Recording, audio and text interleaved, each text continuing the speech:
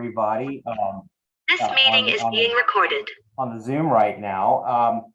Yeah, I'm very excited to have Dr. Sylvia and representatives from the Cherry Community Organization on today's show. You know, my background particularly in Charlotte, obviously, I got my sort of start in Charlotte about 10 years ago as a clinical faculty member at the long deceased Charlotte School of Law. But part of my position there was running the Community Economic Development Clinic, where students work hands-on with community organizations, neighborhood groups, nonprofits, small businesses, helping them with sort of their transactional legal needs. And so we had the privilege to come into contact and to work with the Cherry Community Organization. Students even took a tour of Cherry. We learned a lot about its history. And I think today's show is going to be great because I think those on the call, if you're not already familiar with Cherry, you're going to learn about a really phenomenal neighborhood in the city of Charlotte. I think there is an article that was linked in the registration, I think from the Charlotte Post, and it says community of true grit. And I think that's pretty apropos, as you'll learn about this long storied history of Cherry, that it is truly a reflection of just sort of a community's resistance and their grit through really just turbulent modern history. And so we're real excited to kind of open the floor to Dr. Sylvia and Ms. Barbara to explain a little bit about Cherry and give you a little backstory. And we also have a PowerPoint here, which will help you along. So without further ado, I just want to just give the floor to Dr. Sylvia Bittle-Patton and Ms. Barbara Rainey. Oh, I think you're on mute, Dr. Sylvia. You're on mute. Take it off mute. Got it. I'm good. Thank you. All right, let me go ahead and put up the PowerPoint. I can't see both, so want to thank everybody definitely thank Charlotte Mecklenburg Library for inviting us. And I do have Barbara Rainey, who is the Vice President for the Cherry Community Organization. And as Rocky said, I'm Sylvia Bittle-Patton, and I work really as a volunteer, as a managing agent for the organization.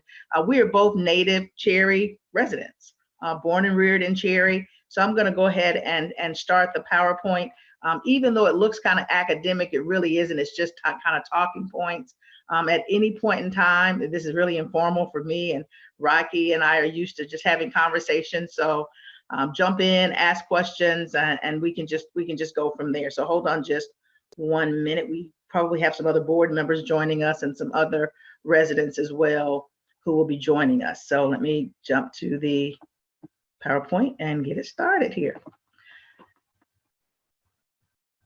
All right, so when we think about Cherry, I think I really want to do some level setting initially, and many of you know probably where it's located and more about it than we probably are going to talk about today. But just in case, for those who don't know where Cherry is located, it is located, our boundaries are really South Kings Drive, 4th Street, let's see here, Queens Road, and Charlottetown Avenue.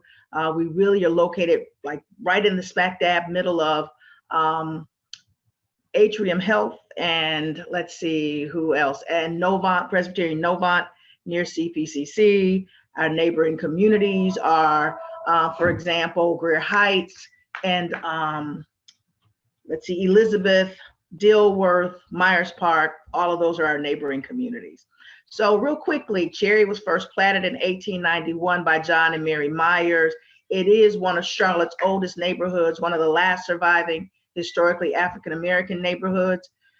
We do predate some of our bordering neighborhoods by more than 1 or more decades. There is this myth that Cherry was really built for the domestics of Myers Park, but in actuality, Cherry was platted in 1891 and Myers Park came along like 1911, 1913. We have a long history of community organizing and empowerment. It's just what we do. It's kind of how we're raised. And you'll see some of that as we talk a little bit about, you know, what have we done in the past? What are we doing now? We currently are celebrating 132 years of history and community. So we've been around for a little bit and we're excited about our history. When you think about the Cherry community itself and how we have organized in the past, the Cherry Community Development Association was formed as early as 1962, 1963. There was this motto of community pride has made community action, and it existed for a while. Cherry Community Organization was the successor to that. We were formed in the late 1960s, informally formed in the late 1960s, and we became incorporated as a nonprofit in 1977, and we were designated as a 501c3 by the IRS in the late 1970s, more like 1978, 1979. And so we were one of the earliest communities who had received that 501c3 in terms of a community development corporation. When you think about why CCO was formed to protect Cherry against urban renewal efforts in the 1960s and the 1970s. As you know, urban renewal was being promoted by the city of Charlotte. It in essence destroyed several of Charlotte's historically African-American neighborhoods. They are really our sister communities. If you think about Brooklyn, if you think about the first wards and second wards and what happened through urban renewal, they really did, through the city as well as HUD, played a role in really destroying those communities. And so Cherry formed CCO. If you think about what happened with urban renewal, it really was like, in terms of our sister community, Brooklyn, it really was like a canary, a symbolic, I guess what you would say, a canary in the coal mine. Like we saw it happening. And then as a result of it happening, Cherry had to take a position. And part of that reaction was forming CCO. And so, I mean, if you think about it, it didn't occur by some private developer when you're thinking about urban renewal. It occurred as a result of the federal government, HUD, and the city of Charlotte, very active in engaging in urban renewal. So we needed to find a strategy that would, because we knew we were next, right? We were next. Greer Heights was a little further out, but Cherry knew that we were going to be next. So rather than do things like accepting infrastructure improvements and those other kinds of things, we simply said, no, we needed another strategy. And part of that strategy was forming CCO. Now, Dr. CCO. Sylvia, Yes, I just want to kind of interject because I know we've had a number and you've been involved with some of our prior guests, like the Community Benefits Coalition, the Housing Justice Coalition. I think that in many respects, this history lesson is really important to modern day Charlotte, right? Because you know, urban renewal was a serious thing. This was the federal government calling various neighborhoods blighted, right? They just said, well, this is blighted, and we're going to move everyone out, and we're going to put up better housing. But in Charlotte, and I put a plug out for community building initiatives. If you ever, they have a bus tour, and you can take this bus tour, and it's free to the public. You just need to just sign up. I think it's called Charlotte in Black and White, and I think it's Tom Hanchett, who used to be like the Master Museum guy here in Charlotte, and I think John Howard, who works for the city, at least when I went, and that was 10 years ago. But you get kind of a history of urban renewal, and so when you come into South End or you know where I work now, you'll see something called Brooklyn Village Exit, you know, and you'll see large apartments that claim to be Brooklyn. There's no one who ever lived or descended from anyone from the original Brooklyn living anywhere in this Brooklyn Village, but that is sort of the legacy of urban renewal. And so it's amazing. You really think about it, it's incredibly, because think about when you hear about Charlotte, it's always West Charlotte, right? And you always go to West Charlotte or East Charlotte, but Cherry is right next to what you said, Dilworth and Myers Park. It refused to leave. It is the true resistance in the history of neighborhood movement in Charlotte. And so for those of you who, you know, think about, well, you know, what are we going to do? You have to organize, you know, you have to find solidarity with those who are suffering the same plight as you and build power. And so I think, it's not, so what's going on in Charlotte now with the UDO or the 2040 plan or what's going on with homelessness or something, this has been addressed before. The Cherry Community Organization, granted it was focused on Cherry itself, but it pushed back. And so I'll let you go on with talking about how you pushed back onto the federal government and the city and pretty much the real power. I mean, yeah. Yeah, absolutely, Rocky. You're right, and I don't think it's that point should be lost at all. I mean, when we think about gentrification and we think about urban renewal, we think about the role that this city played in making that happen. We think about the role that the federal government played in making this happen. And but for the courts, a judge who stepped in and said to the city of Charlotte, stop displacing Black people. That was literally the verdict. And that's what caused the city to stop what it was doing. I mean, the pictures that you've seen where city officials were on bulldozers, knocking down houses, and that's not lost on us. Like, we knew Cherry was next. So coming up with a strategy that was later lauded as a national model across the nation, people hadn't seen it before. And part of that was, as Rocky said, organizing and working together with the city. And then again, HUD came back with the urban action grants to do something a little bit differently. So that is really how, while I say the community formed to protect Cherry against urban renewal, CCO formed to protect Cherry against urban renewal, CCO actually started forming informally before then in reaction to the school system we had gone through at that point forced integration or forced busing, if you will.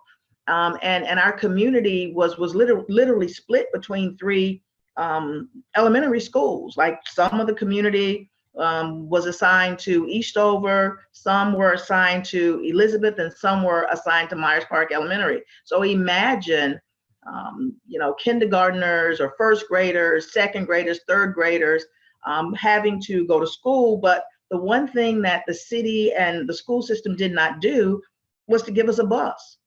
They said that it wasn't far enough to warrant a bus. So we had no option but to walk to school. And imagine, as I told you, Cherry's location, what that did for kids. But we had a community that was really determined to make sure that children in our community were educated.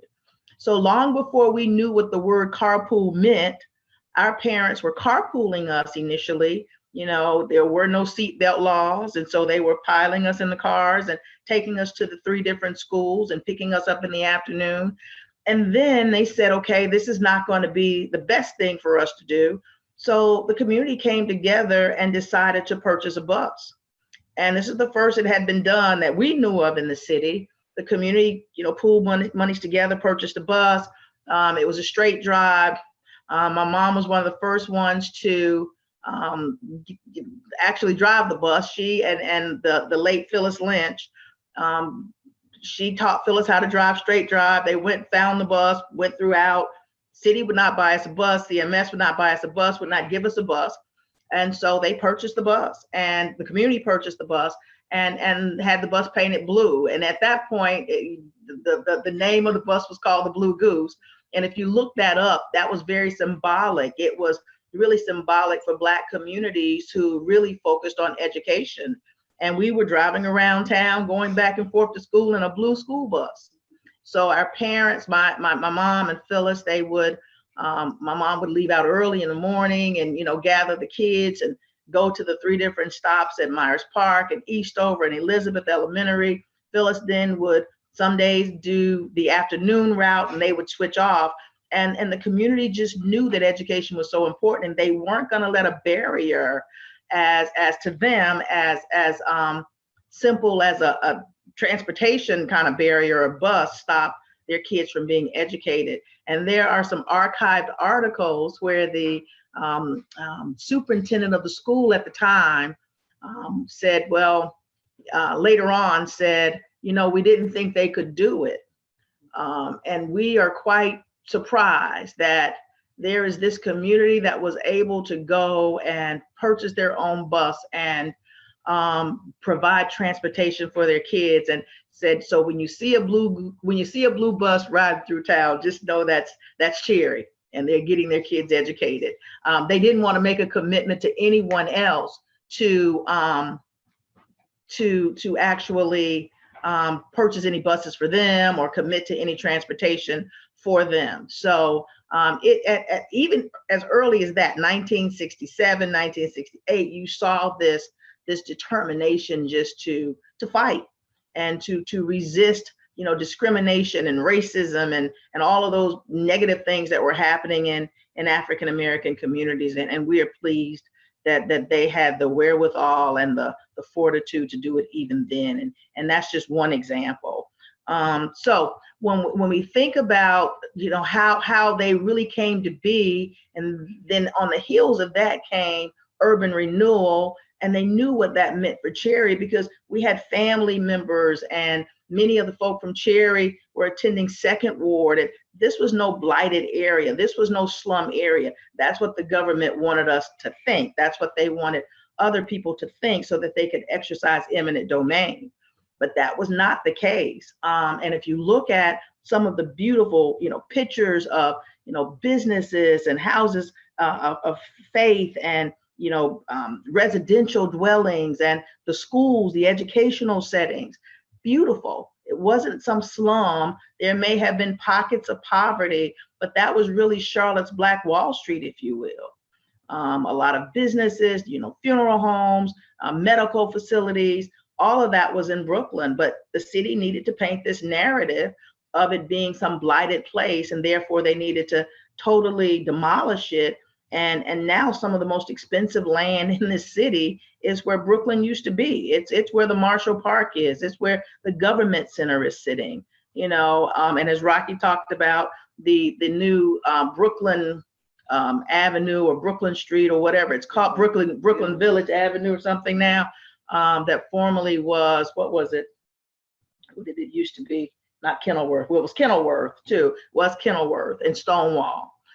So it's quite interesting to see how history kind of plays out in the city. But between the late 1970s and early 1980s, CCO, the city of Charlotte, and HUD formed a partnership. So initially it was, okay, we're going to be next in line for gentrification or next in line for urban renewal.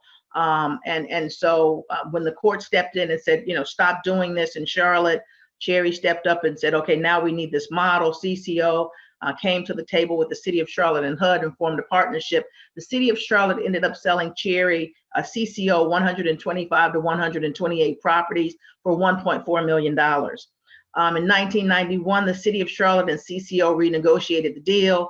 Bank of America, which was formerly Nations Bank, assisted CCO with debt payoff with some stipulations. Between 2004 and 2006, and this was really a turning point, CCO lost over 90% of its real estate assets through what the courts have deemed to have been a fraudulent real estate transaction.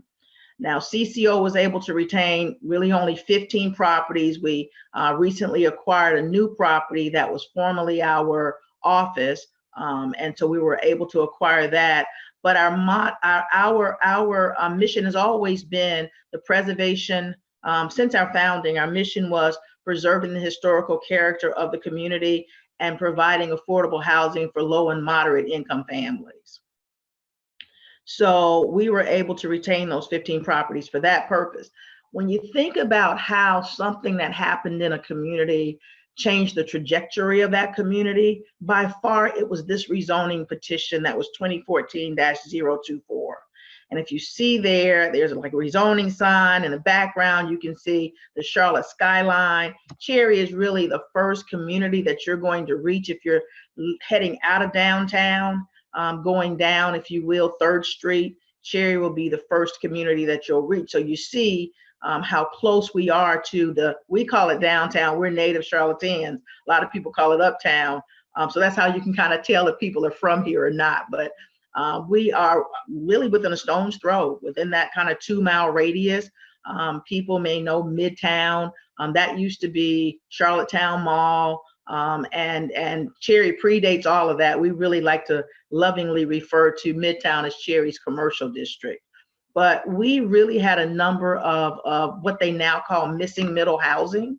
We had naturally occurring affordable housing. We had the single family detached. We had the duplexes, the triplexes, the quadplexes, and all of the units were affordable. So when this particular petition came on the docket, we were vehemently opposed to it. And we fought it. We fought it in a way that we thought was fair. We thought that it should have been rejected, but at that point in time, we had what we had done is we had filed a formal protest petition, and that was when formal protest petitions were allowed in the state. Since that time, they are no longer allowed in the state, and we needed simply 3 votes. And that particular, like a formal protest petition, requires it allows for super majority vote, if you will. It gives the community more power to negotiate with developers. And so we used that tool, and we simply needed 3 votes, and we got one. We got 1 vote from, at that point, the Honorable Miss Patsy Kinsey, and Patsy, as our district representative, has always stood by us. And she was the one who gave us the vote, but we could not get the other. So as a result, this rezoning petition was approved. And that really did, again, change the trajectory of what was happening in the neighborhood, because those particular parcels were all of the parcels that had been fraudulently transferred. We didn't realize that we knew something, but we had not filed the lawsuit at the time. But we knew that something just wasn't right about this rezoning petition, and it wasn't what the community had been promised would happen.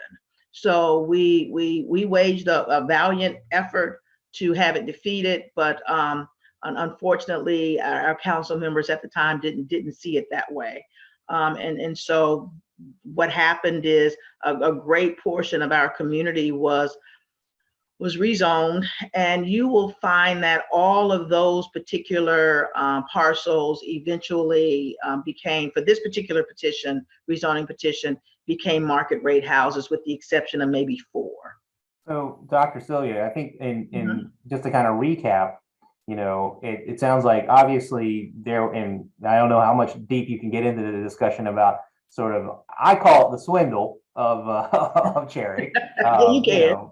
And in the aughts, because again, I mean, if you think about it, we were talking about the community had organized, had resisted against urban renewal, had survived, right? Because where's Brooklyn? It was a casualty of urban renewal. Most of the folks who lived in the wards, they all had to basically become refugees on Beatty's Ford Road. That's what the older folks told me, That's but Cherry had, I think I had was it Ted Follett or Ken Shore who had helped out, was the council? Ted Follett helped them to organize the 501c3 and get ready for that. But they had actually formed ahead of time. But Ted Follett came in to assist CCO on the 501c3 requirements and all. Okay, and then in the late 70s, there obviously was a lot of acrimony between the city and CCO, and CCO was able to acquire all of that property. But then, interestingly enough, in the aughts, a lot of that property, you said 90% reverted back to the quote private sector, and then of course, in what you're saying with 2018 or 16 or 14 was the land use decision that really sent Cherry into gentrification mode, right? It just sounds like because again, really, it's it is kind of a history lesson of the past, present, and future of Charlotte inside of one neighborhood, right? Is that we had the Community Benefits Coalition here, and they were talking about, and you're obviously a member of the coalition, a year or two ago, talking about the 2040 plan, the Uniform Development Ordinance, and land use, right? And I've told lawyers this. I know, I said, honestly, you want to talk about land use, at least local land use regulation, talk to Dr. Sylvia. She's not a lawyer, but she knows more about land use in this community than just about any lawyer in town. I'll tell you that. Because but the thing is, you got good at it, and so they went to the legislature and they changed the protest, petition thing, because there's always stuff going on underneath the surface. there's always stuff going on underneath the surface. And so even when the community and the people kind of, get a win, they always come back with something, a little more, they're going to learn they learn from their mistakes, and they come back and, and definitely and come again. And so you have to be, consistently vigilant. But now it sounds like, because during our tour, a number of years ago, and I'm sure it's even more, is even there's like the changing kind of stores within Cherry. Like I think when we were there was like I don't know, like artisan mayo shop. I'm not I could say artisan mayo shop, but it just seemed that that a lot of the culture is kind of shifting because of the gentrification and the housing prices. I think at the time, they had the low income senior housing, which obviously we need more of, but then next to it was a townhouse, and this is in 2015 dollars. One thing you said was like 800,000. What are they cost now? I mean, do you have any clue? Are you even? I mean, would you even look at it because it's too abhorrent? And what are those things going for now? Oh, they're like $900,000. I mean, the land alone. I mean, when you're talking about a parcel of land alone in Cherry, where it used to be, $50,000, $60,000, $70,000. One parcel in Cherry ranges from 285 to 315,000 just for the dirt, right? So we're not even talking about putting right, exactly, just for the dirt. To uptown Charlotte, the dirt. I mean, eventually, light rail and all the other things are going to make its way there. You kind of see that with Howie Acres and all that stuff over on the north side, because it's near the transit and NODA and all those things. Yeah, I mean, it's it's quite, it's definitely, yeah. I mean, yeah, that's because it goes so counter to the Cherry mission of affordable housing. I mean, I don't know in what planet, a $900,000 townhouse is affordable housing. I don't know, with inflation going on. I don't know. We had this conversation 5 years, and now I'd be like, well, that I got it for a steal. It was $900,000. So, I don't know. Yeah, you have to be. I mean, affordable housing. You have to be intentional about it because not just with the city, but with the state, the whole mantra of the highest and best use. Well, when is affordable housing ever going to be highest and best use? When you can do commercial, or you can do market rate, and if profit is always the bottom line. And I don't say that you should not have a model where profit should be some of it, but it can't be all of it. And you expect to always protect or always build affordable housing. When you think about what has happened across the country with policies like urban renewal and redlining and eminent domain and zoning and rezoning, and that's how gentrification happens in communities, right? It's policies like that allow you may say it's infill housing, but infill housing is where there is a vacant lot. You put housing of similar character, if you will, but North Carolina doesn't allow you to talk about control what the housing should look like, but unless of course there's some restrictive covenants that are associated with it. But if you are coming in and you're literally obliterating, demolishing all of the housing, and then you're putting up market rate, that's not that concept of infill housing. And people can't compete with that. People who need affordable housing units can't compete with that. There is a way we can solve the affordable housing issues in Charlotte, but there has to be a commitment to that. And almost like these deeds need to be restricted for affordable housing.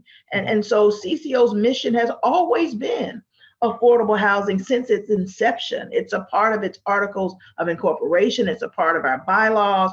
We are formally a community-based development organization, one of the few in Charlotte. We own our properties, and our dedication is to preserving and providing affordable housing.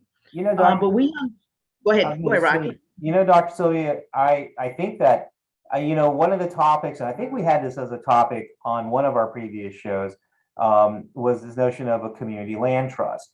But when I think about it, Cherry more or less was, didn't call it a community land trust. Right. But when you have 115, 120 properties in Cherry held by a nonprofit that's not going to flip, the properties, that is the essence of the land trust. It controls pricing in the community because number one, they're not, you're not selling it, so you can't get market comparables to, okay, well, all these houses sold for 900. You're not selling these houses, so it's gonna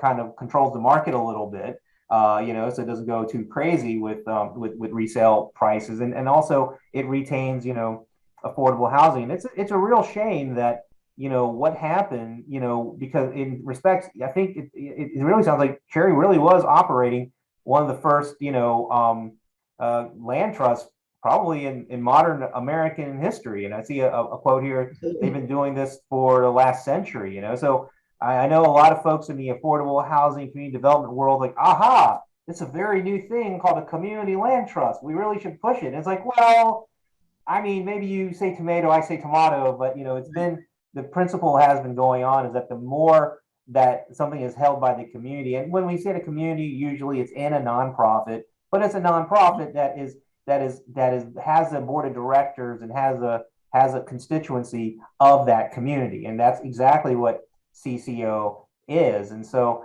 I think that I know I keep harping on the point, but I do think that the real key to any kind of justice in Charlotte is going to come from an organized community of some sort of the cross, and given as multicultural, cross-cultural, and cross identity, cross geography lines, cross class, all of those things that are important. And so I think that's that's key. So and getting back to what you were saying, so they changed. So obviously the city let Cherry down. I mean, let's face facts. Right. The city let Cherry down on that rezoning and allowed and because really, I mean, that was almost like an informal urban renewal, right? Because where urban renewal at least was honest, right? The government said, here are bulldozers. Okay, if you want to be in the way, you can be in the way or not. But here comes the bulldozer. That's 1940, 1950. Now it's almost like old wine in new bottles. They're not bringing a bulldozer to the gates of Cherry, but what they're saying is, well, you know what? This land is private land. Wait, it's not private. We own, but just pish posh. This land is private land. It's now owned by private people. We're rezoning it for whatever use we want, which is obviously going to not be affordable. And so, boom, it's because like they used to say when they had the wards, where the convention center was, that was a neighborhood. People, if you walk downtown, you go back 60 years ago, it looked like Dilworth or something. It was just a neighborhood, but now it's all the ally and trust and all that kind of stuff that you look up in the sky and see. And so, I guess the city let Cherry down, but then what has been sort of like the response since then? Because obviously you're not going to just sit there and take it. Absolutely not. No, that's not even in our nature, right? So when you look at how I see these slides, no, it's not. Right, exactly. Yeah. We're not even built that way. That's not even how we're raised, right? So when you think about CCO, and we oftentimes commend them. My mom is actually the only living founding member of CCO, and I just oftentimes look at their bylaws and commend them on even that early on how they had the wherewithal and just the thinking of how to design this organization so that it could be sustained over time. Just an organization that was well ahead of its time. And so we oftentimes look at it and think, you built this organization for the long term, and you all really created it and developed it to be resilient over time. The petition was one thing that actually did change the trajectory, but even getting to that point where the property ended up into the hands of individuals who represented themselves as being developers, when in actuality they were not. They had not been in the business of affordable housing, and unfortunately that was one of those things that changed the way that Cherry looks in terms of the landscape of the community even today. When we think about what happened after then, so Cherry decided after that, really in 2013, 2014, that something needed to be done, that something didn't look quite right. Like, we knew what had been promised to the community, and we knew that what had been promised to the community had not been delivered, right? We knew that somehow or another there appeared to be a bait and switch.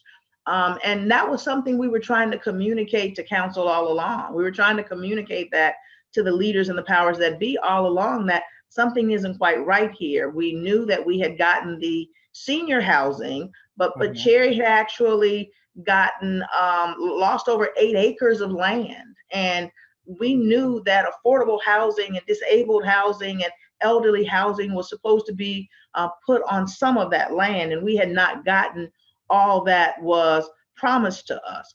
So around July, or not July, but in 2014, shortly after the city, approved the rezoning, and all these things were said during the rezoning hearing, things that we had not ever heard before, we felt a need to seek some justice, and we sought out to do that. And Rocky, you will remember this well.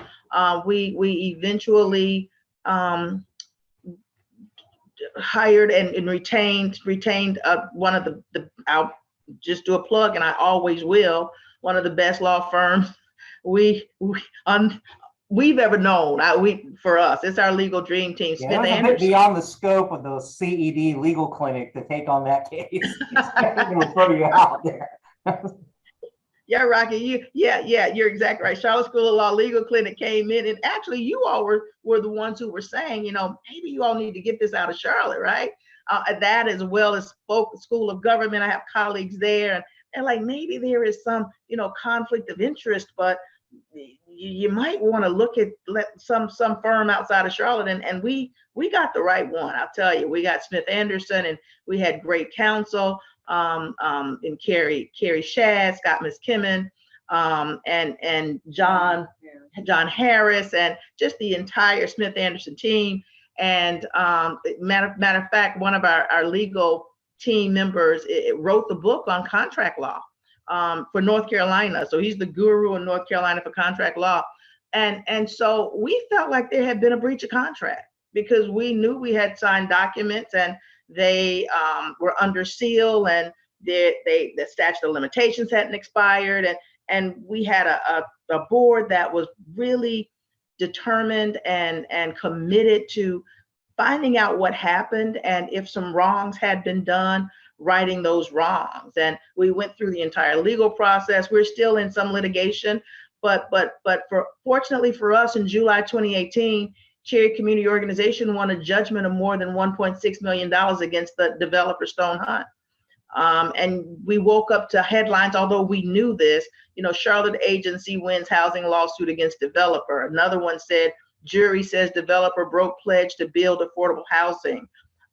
Because it did involve some level of unfair or deceptive trade practices, that judgment was trebled to over $7 million.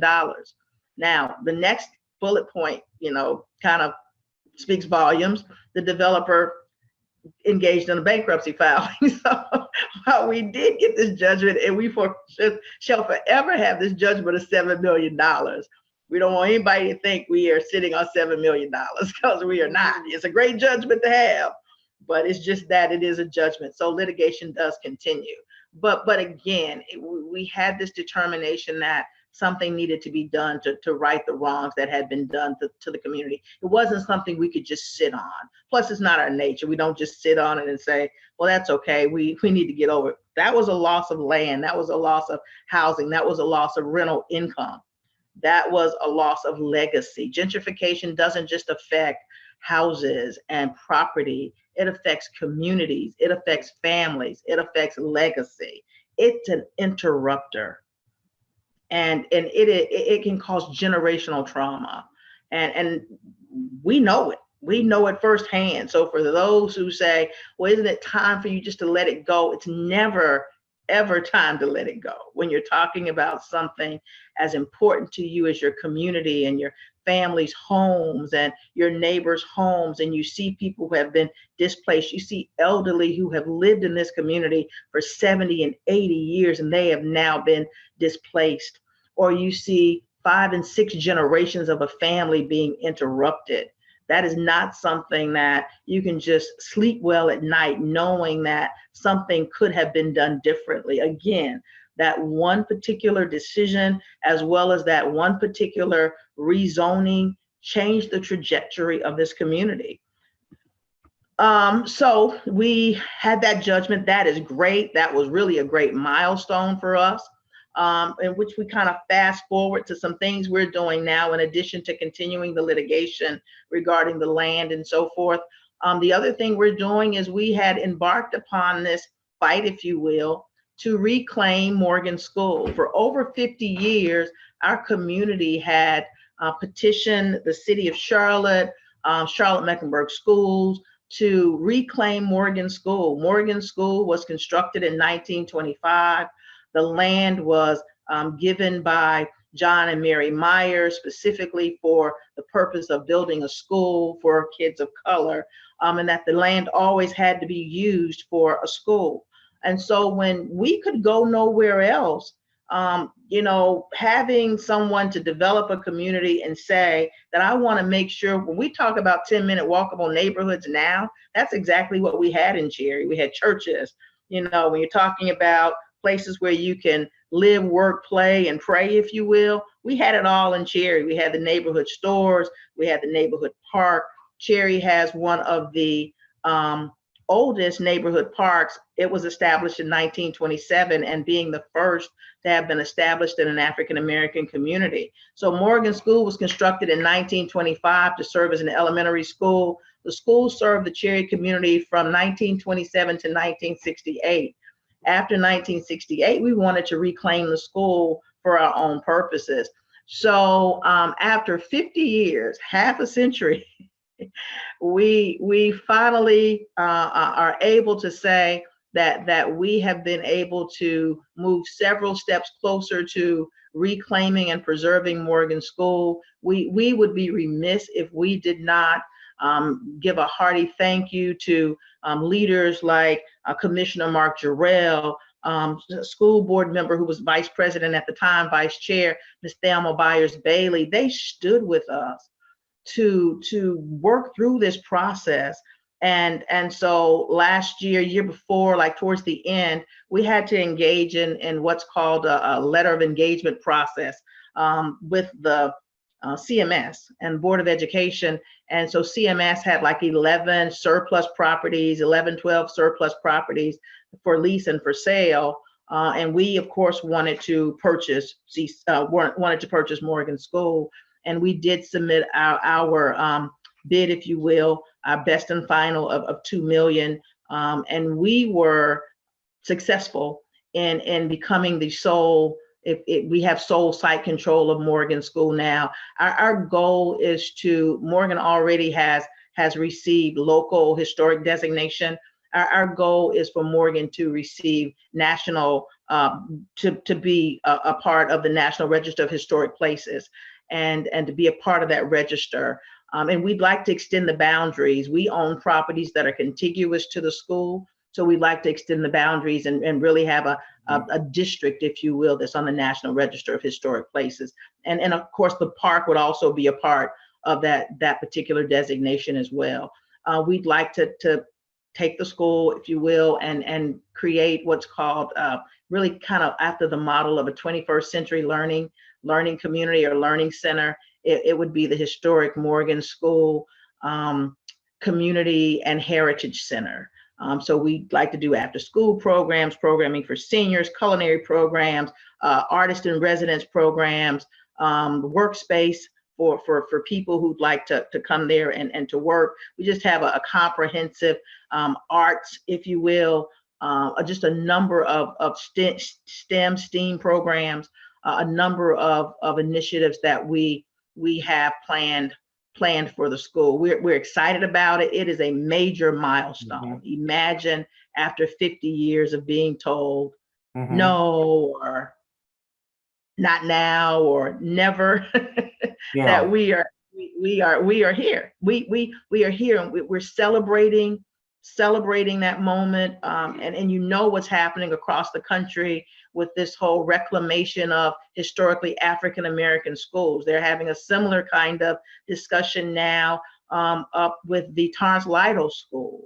You have other schools, for example, in Smithfield, you have Greer Heights, Billingsville School. So we're all having those discussions about how do we reclaim those spaces that were built for our communities when we could go nowhere else. And imagine the historian's dream, if you will, or the preservationist dream, having a school that's intact in a community that's intact with people who are living in that community who used to attend the school.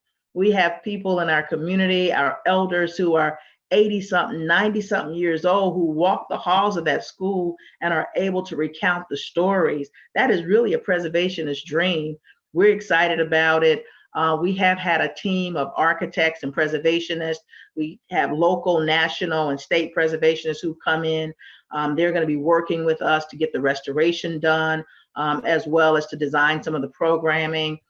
We've had the comprehensive condition assessment done. So we are well on our way to preserving who we affectionately call Mrs. Morgan, and bringing her back to her beauty and her glory. So that is where we are with reclaiming it. And that in essence too is a part of addressing gentrification. We've got a great team of people. Like there are, great people who are dedicated to this, and we're excited about having them on our team. So here's the one thing to it, and I often, we often like to put this in there because as people are thinking about, preserving history, sometimes they think it's enough to erect a monument, right?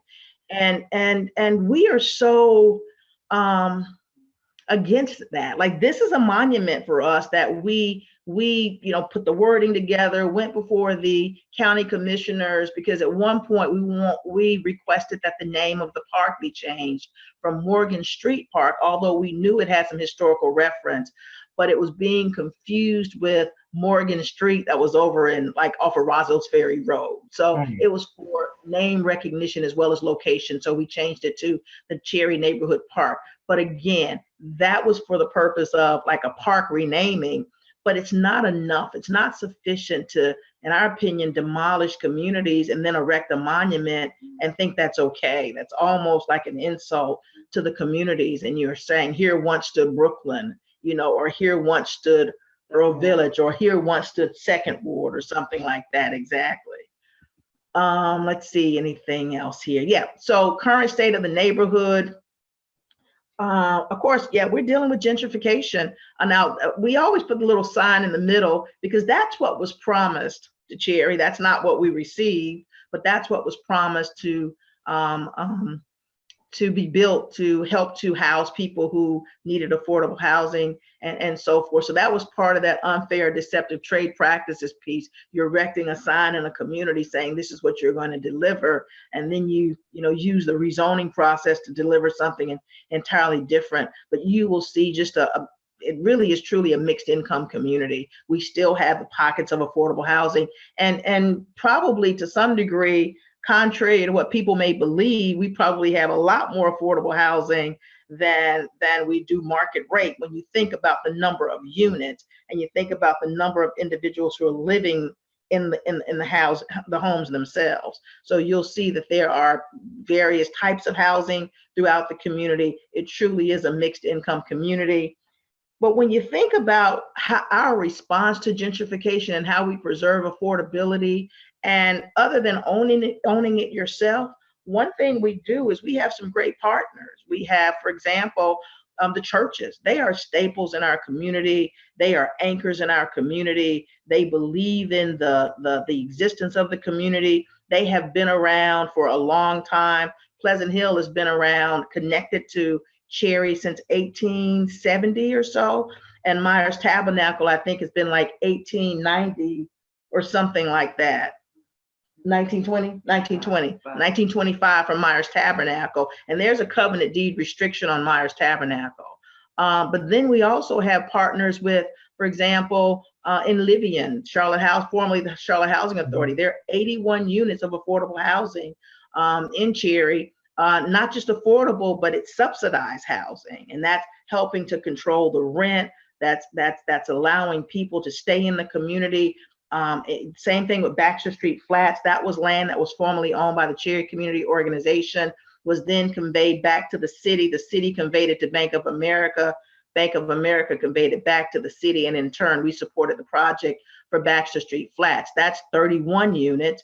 Also, you've got Cherry Gardens, and that's family housing. You got Cherry Gardens, that's 42 units of elderly housing. So now you have this, collection of, if you will, affordable housing. And Cherry Community Organization, again, has 15 units. We do have some vacant lots where we're going to be erecting some affordable housing as well. But that's how we really preserve affordability, but we also respond to gentrification that way, because the whole idea is for gentrification to come in to change the entire community. Cherry had a response, which is no, we're not going anywhere. We may have lost some of this land, but we still have partners who are committed to providing affordable housing. And so that's really our response to gentrification. And I think that may be it, Rocky and Greg. Make sure. Oh, yeah. Learning more about who we are and what we're doing. We do have our website, which is thehistoriccherry.org. On that website, you'll be able to access our Facebook page, our Instagram page. We have a great technology team that's really kind of, keeping us up to date on some things. But certainly, if there are any questions or any other comments or anything, and I have, Barbara here, she can respond to some things. We've got some things that we're doing, walking tours that we're planning. We are going to be embarking upon possibly a cemetery project where we feel that there are some former ancestors of Pleasant Hill Baptist Church and some other ancestors from Cherry who are buried in a particular place, and they just like a little theater, Charlotte Theater, and we want to do some things around that. So we've got some things that we're doing, but our determination is to preserve Cherry and also to preserve affordable housing and to mitigate to the best of our ability gentrification. So I'll turn it over to you all, Rocky and Greg, and see where we go from here. Well, I would just say, again, I mean, I think the article and just this conversation that Cherry truly is a community of true grit that has weathered, various storms throughout its, 123-year legacy here in the city of Charlotte. In some respects, it's if you've ever go to like Plaza Midwood, right, and that's a really kind of changing neighborhood, but there's one little bar called the Thirsty Beaver that just like it sits right there, and it's a little shack we've been there before, it's a great bar, but it's a little bar, and around it is just all these high rises and things. And I mean, granted, like you can either see it as a victory or see it as a loss in the whole, but I do think that it is kind of, it is worth fighting for, obviously to the owner of that place, it is worth fighting for. And I think your community and the people who live there, it is worth fighting for. And I think that we see that happening now. And so, yeah, well, why don't we just open it up for questions? If you have questions, please unmute yourself and just jump in the chat. And let me say this real quickly too, Rocky. I want to thank you, and you're not asking for this, but I feel like we need to say this as well, because we really had an appreciation for Charlotte School of Law and your economic development and community engagement, your third years, because they were so excited about being a part of the project connected to Cherry. I mean, because it was the applicability of this is some real life stuff that's happening, and this is how it happens on the ground in communities. They engaged themselves, they gave great legal counsel, and so did you in terms of just being that staunch supporter. We would do those Cherry tours and really just keep the story out there. So and then also you all would just encourage us that this sounds like you all might want to get this out of the city and do some other things. So we thank you for that too, for just standing. I appreciate that, and I'm very it's honored, and I think speaking on behalf of all of my former students who are wherever they are, they all really enjoyed it. And what's really great, and I see in the chat is while he was not a student at the Charlotte School of Law, and he was not my student, is Ismail is on here on the chat. And he's a great community lawyer, and I just had the privilege of having lunch with him the other day, and I kind of told him in his practice that he's doing that in many ways the legacy of the Community Economic Development Clinic lives on, and some of the work that he's doing, the work that the Community Benefits Coalition is doing. I think, and this, maybe I'm getting a little real here, I might get a little misty-eyed, that the work that we did at the school is not in vain. Yes, yes, absolutely. Absolutely. All right, enough of that. Let's get some questions in here.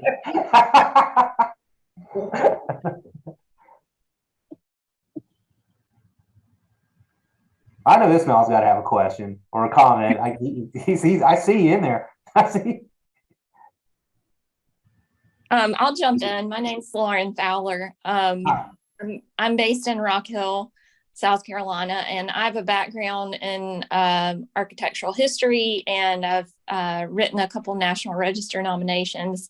So I was just curious where you all are at in the process of writing the nomination or getting that together, and if you have people engaged on doing that yet.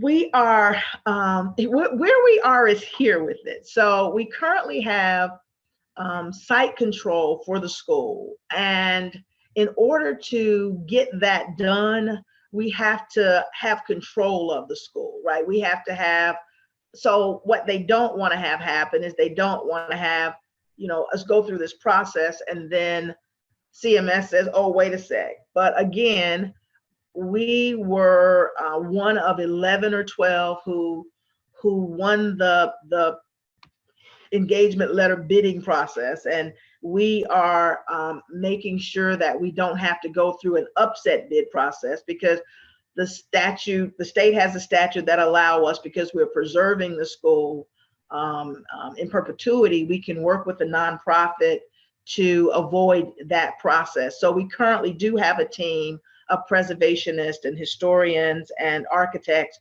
who have worked with us and who will be helping us, and they will actually be working with SHPO and working with the not the Historic District Commission, but the other one through the city to go through the application process. Because here's what we've done: we already have the local historic designation through the city of Charlotte, and that was, I think, in like 1973. We also are already on the study list for the National Register, and SHPO has come down, and we were initially and still working with Preservation NC. Formerly Senator Ted Alexander was, I think, the point person, but I think he's just since resigned, but he was our point person, he and Myrick Howard. And we were pulling together parts of the application, well, not just right yet, but those components that will be needed. And SHPO has said, yes, the bones are still good. The school looks good because they kept all of the utilities on, everything is intact. And so we're going to be good in terms of going through the process. So we're on the study list, and hopefully everything will be able to be written up maybe in the next 6 months, or they'll start the process of doing so. Can you plug this up? Hey, hey, Dr. Sylvia, it's Ishmael. First and foremost, obviously, happy to be here, and always blown away by how Cherry has held it down, for such a long time. And I obviously want to thank Rocky too for his comments. I guess my question is, and it's, from sort of your standpoint, because I know you've obviously kind of been on the forefront of everything that's been going on. What role really have, I guess, attorneys been able to play in terms of the community economic development aspect, and really working alongside and assisting Cherry in its efforts, not only to build, but also to really just engage in full-scale preservation, right? And obviously you referenced, the lawsuit, the creation of CCO and just other things. And I know like Ted Follett has been involved, and some other attorneys as well have been involved. So what, I guess the general question is, what role do you kind of see for sort of community-based attorneys and working with communities, kind of extrapolated from your experience with Cherry? And again, thank you and happy to be here. Thanks so much, Ishmael. Yeah, I think that's a great question. But I think attorneys play an important role. And we said this when we went to Smith Anderson and did a presentation for their third year law students. I really don't think that, I know communities see this, but sometimes maybe law firms don't understand or may not recognize the importance of good legal counsel for communities. Like, legal counsel is not always accessible to communities, and or affordable, accessible, and Barbara's saying, or affordable. So communities go without, like and I can't tell you how many times we've had communities who have asked us, how did we do it? Or, you know, what would we do next? Or we're thinking about a lawsuit. And we oftentimes tell them, lawsuits are not for the faint of heart. Lawsuits are not cheap. Lawsuits are very expensive. We're engaging in a multi-million-dollar lawsuit, but the principle was that important to us. And having a board that says we will go forth at all costs was so important. I work at the pleasure of the board. I volunteer at the pleasure of the board. So at any point, if they would have said to me, we're not going to take this road, we're going to be okay with it, we're just going to let bygones be bygones, that would have stopped it in its tracks. But I can't tell you enough how, you know, community lawyers at the time, having Charlotte School of Law and Rocky, particularly, you know, attorney Kabaknot, and although he wasn't operating as our attorney for that legal piece of the, you know, the lawsuit, but having that knowledge is so important. I know, Ishmael, I know the role you're playing in Howie Acres. We just talked to a neighborhood whose leadership has transitioned, and their fear is that because the leadership has transitioned, as in has passed away, they just don't know what's going to happen to their neighborhood, what's going to happen to the neighborhood now that the keeper of the vision has died. And so you understand that communities are always grappling with issues that could be really characterized as legal issues. And maybe not the entire community, but there are individuals who are grappling with that. And the affordability and the accessibility of good legal counsel is so important, but it's also so underrepresented. And so it has played a role for us in terms of shoring up. Rocky, when they came in, they wanted to shore up the, if you will, the community documents to make sure everything was intact, updating things that needed to be updated, because we're in the business of leasing and renting out housing, making sure that our leases were up to date. I mean, those kinds of things were just so critical for us. So yeah, attorneys are very, and in terms of economic development, you know, protecting your assets, looking for opportunities to build wealth and to protect your legacy. Understanding, as you know, oftentimes you do, Ishmael, with, you know, bylaws and why you need to organize, or if we're in particularly now when you think about how communities are about to embark upon, you know, Comp 2040, UDO, policy place types, understanding rezoning, you know, are we gonna appeal something? Are we going to, you know, allow it just to go forth? Having that legal mind and legal eye as a part of your team is so critical. Absolutely. I think we do have a sort of a more logistical question from Lawrence in the chat. He just says, are there walking tours for Cherry, and how does one schedule attend one? So I am going to toss that. Is Stephanie, you still online?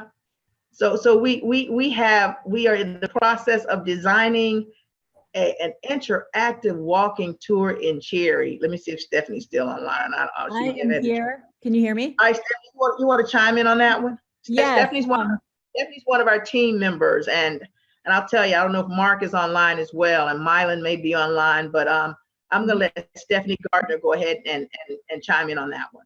Okay, we are in the process of designing a walking tour on an app. So it will be able to be used on phones or iPads.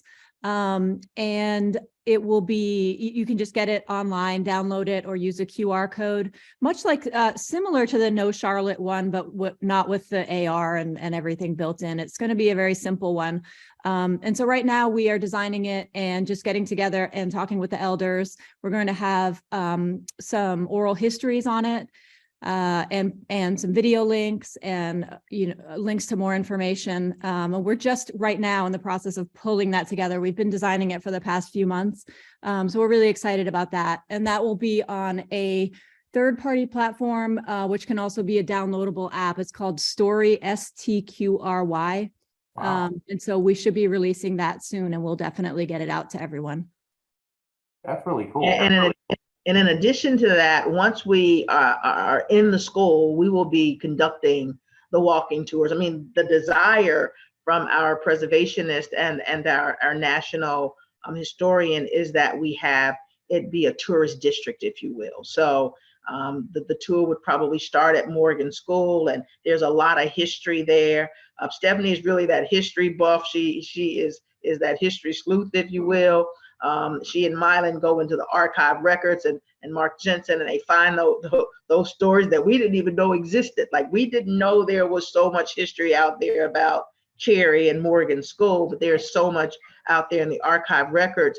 But we want to be able to tell Cherry's history. We want to be able to tell our story, and for the community, not just the local community, but the national community, to understand the significance of this community. And we feel compelled to do so. I mean, there are so many people who have suffered so much injustice as a result of what's happened in our community. My mom is reminding me about those elders, if you will, who literally died after finding out that they were going to be displaced. And it wasn't even a short amount of time after being displaced from their homes. One in particular literally had a mental breakdown to the point where he had to be involuntarily committed. And then